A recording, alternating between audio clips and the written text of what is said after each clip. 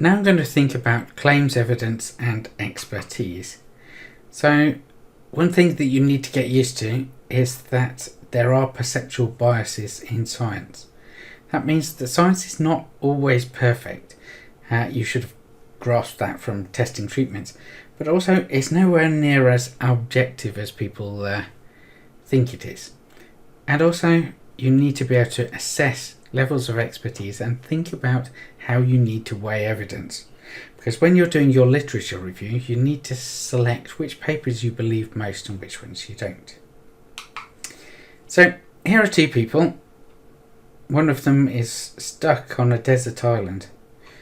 He's stranded there and he sees someone coming towards him in a boat. And he thinks, yes, I'm saved. There's a boat. And then you see a person in a boat and they've been floating around on the sea for days and days. And they can finally see an island and they're going, land, I'm saved. Unfortunately for both of these, they're both sunk. But that's the problem. Depending on how you look at a scientific issue and a scientific question can affect how you actually approach it. So here are two characters. We've got Bambi and we've got Jaws. Now, which of these two is most dangerous? Bambi or Jaws? Bambi looks nice and cute and harmless. How could Bambi be a problem? Jaws, loads of teeth. Definitely total disaster. But actually, in fact, more people are killed by deer than are killed by sharks every year. Now, someone points out as well, you don't spend a lot of time swimming in deep water where you might bump into a shark. Well, not even deep water. You don't swim in shark-infested waters very often. Even the Australians. And we'll come back to the Australians in a second. But how often do you go where you might bump into deer? Actually, it's not that common for that either. But it is more likely that you go and expose yourself to a chance of being hit by a deer than it is of being bitten by a shark. But really, sharks are not that keen on biting humans. They only do that when they're confused. Whereas a deer, well, they are pretty keen on whacking humans if they think they're getting on their territory. So let's go back to the country where everything seems to be deadly. Spiders, jellyfish, snakes, you name it, Australia seems to have it and it seems to be dangerous. The shocking truth is that between 2000 and 2013, nobody was killed by a spider. How disappointing. 3 people were killed by marine animals, so mostly box jellyfish, and 27 by snakes. But the most deadly of animals that you can encounter in Australia turns out to be the horse. That killed way more than all the other animals. So the most dangerous animal in the world is, well, if you exclude the mosquito because of spreading malaria, is the hippopotamus. It's really aggressive, really nasty, and if you see one, run away from it. A lot faster than you need to run away from a snake. So here's another 2 individuals. We've got Dr. Benjamin Spock, who wrote a book about how to do childcare, and you've got Joseph Stalin, the dictator of Russia, and altogether not very nice man. Now, which of these is a baby killer? Which one of them killed thousands of babies? Dr. Spock with his nice CND necklace, or Joseph Stalin, who paved the roads in Russia with the bodies of his enemies? Well, unfortunately, it turns out both of them. Because unfortunately, Dr. Spock came up with the idea that babies should be laid down on their front. Seems perfectly sensible. Anybody who's had children get colic, which is just wind and gas when they've eaten. If you lie down on your stomach when you've got a bad stomach, the heat allows all the gases and all the things in your stomach to move around, and you generally feel more comfortable. So laying babies face down would be good stop them from crying so much, give them an easier time with less stomach problems and less colic. Unfortunately, it's not a position that's good for babies. They should be laid down on their back. They're much more likely to suffer from cot death or sudden infant death syndrome if they're placed on their stomachs. So the calculations are that up to about 50,000 babies died because of the advice given by Dr. Spock. He wasn't intending to kill them, it was purely accidental. He didn't carry out any experiments to say, oh, putting them on their front is much better than putting them on their back. He just used what he thought was conventional wisdom and common sense. And it turned out to be wrong. But Stalin was definitely bad. Now, this is a problem close to my own heart, which is lower back problems. I've been lucky recently that I haven't had several months off with lower back problems, but I used to suffer from it quite regularly and it is very painful. So I've occasionally done tutorials where I'm lying on the floor in my office and having to speak to my tutees from the floor. So you've got choices of different approaches that you could use for treating lower back problems. You could take surgery and invasive methods, or you can do physiotherapy and oral therapies. So I had, after a really bad attack, which meant that I lost sensation in one of my feet and had a lot of pain for about 3 or 4 months, I had a magnetic resonance done on the base of my back.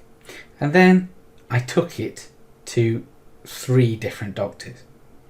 So I took it to 2 doctors in Spain and 1 doctor in the UK.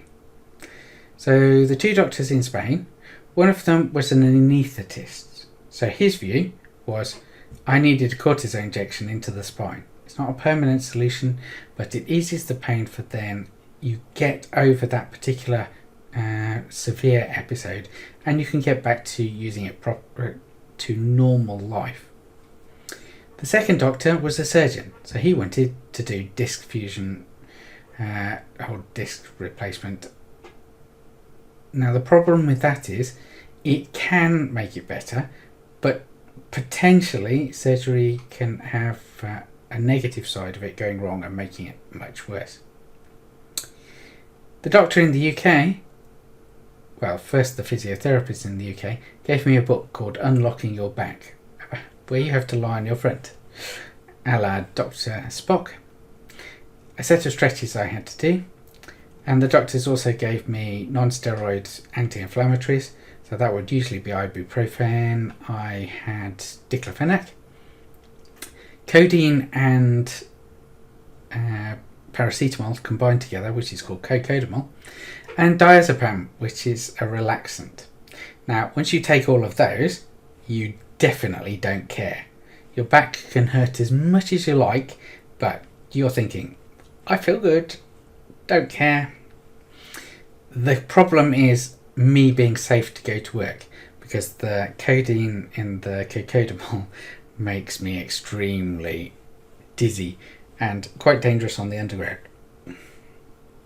Diazepam is also a very addictive drug, and there are cardiovascular effects. So which do I suggest?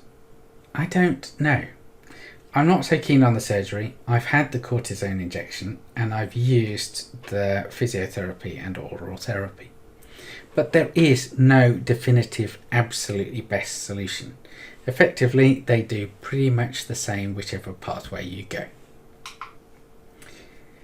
Now, there's a charity a fundraising event that happens every November called Movember, where you're supposed to grow a moustache for November and then raise money. Now, originally you were raising money for prostate screening. The problem with prostate cancer is it's a very slow cancer.